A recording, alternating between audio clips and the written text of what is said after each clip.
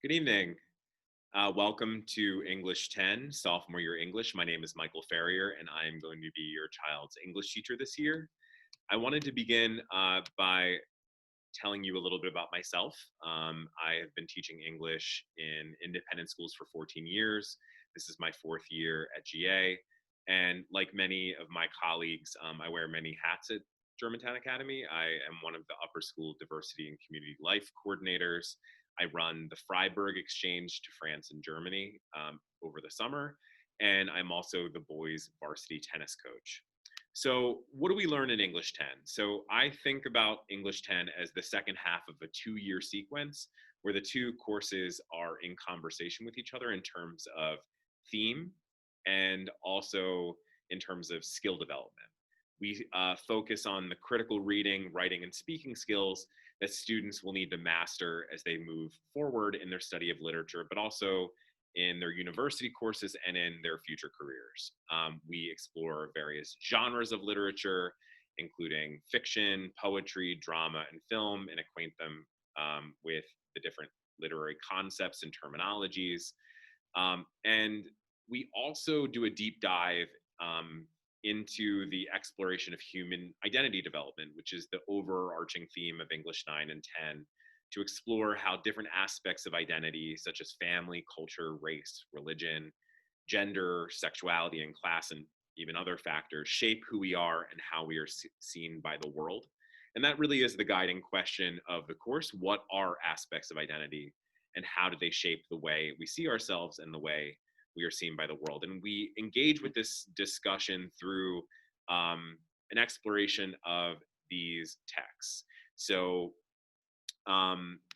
the semester one texts are a series of short fiction, and this is the unit that we're currently in. Students are reading short pieces by authors like Amy Tan, John Updike, Tony Cade Bambara, Jubal Lahiri, Alice Walker, Yaa Gyasi.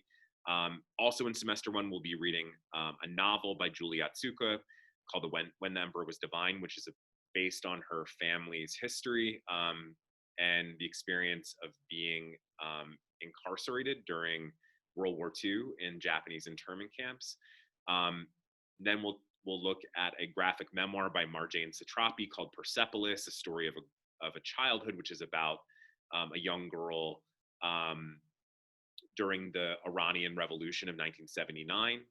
And then in semester two, we'll be looking at the American classic novel, The Great Gatsby by F. Scott Fitzgerald, a series of poetry by various authors. And we'll be closing out the year with the novel Purple Hibiscus by the Nigerian author Chimamanda Ngozi Adichie. And these texts are selected because they will allow students different entry points into the theme around identity. They are very different genres, very different time periods, settings, locations, and they all provide opportunities for windows into other people's experiences, but we also seek to provide mirrors so that students can see themselves in the curriculum. So in terms of skill development that I referenced earlier, the big three skills of English 10 are all about this idea of confident in expression. So that we talk about at GA. So students learn to develop critical thinking and literary analysis skills. They learn to hone their skills as analytical and creative writers, how to support their arguments with persuasive textual evidence, to develop a voice as a creative writer, as a personal essayist, but also to expand their vocabulary and grammar knowledge.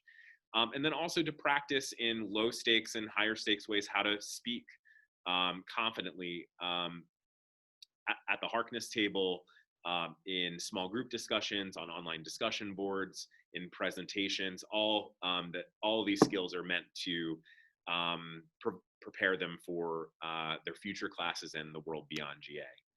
So a few points to emphasize in English 10. So in terms of text, the reading is often a little bit more complex. The ideas and concepts are a little bit more sophisticated. The language and vocabulary is often a little bit more elevated. And in our class discussions, we grapple with more open-ended questions.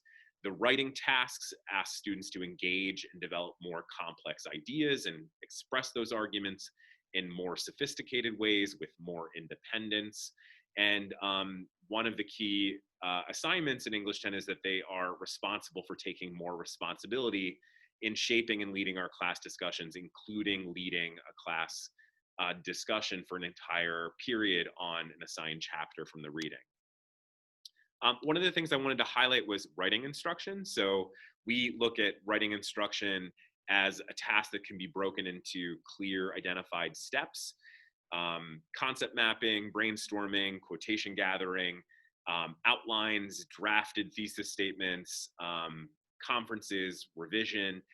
All of this is kind of baked into the process, and we really try to have it be an incremental acquisition of skills, so with increasing complexity, so that students feel like they have a scaffold and a foundation to draw upon for future assignments where they're going to be asked to be a little bit more independent. And the writing workshops will primarily happen in class, but they also have opportunities to make appointments with me to get future additional feedback, both in person and virtually. And they can also seek additional support at the Writing Center from our student tutors.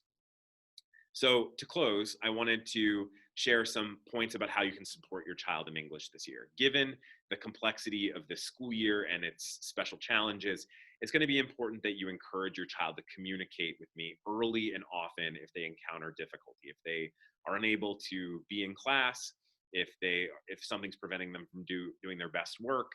Communicate with me early and often. As sophomores, we really are trying to train our students to be their own self-advocates.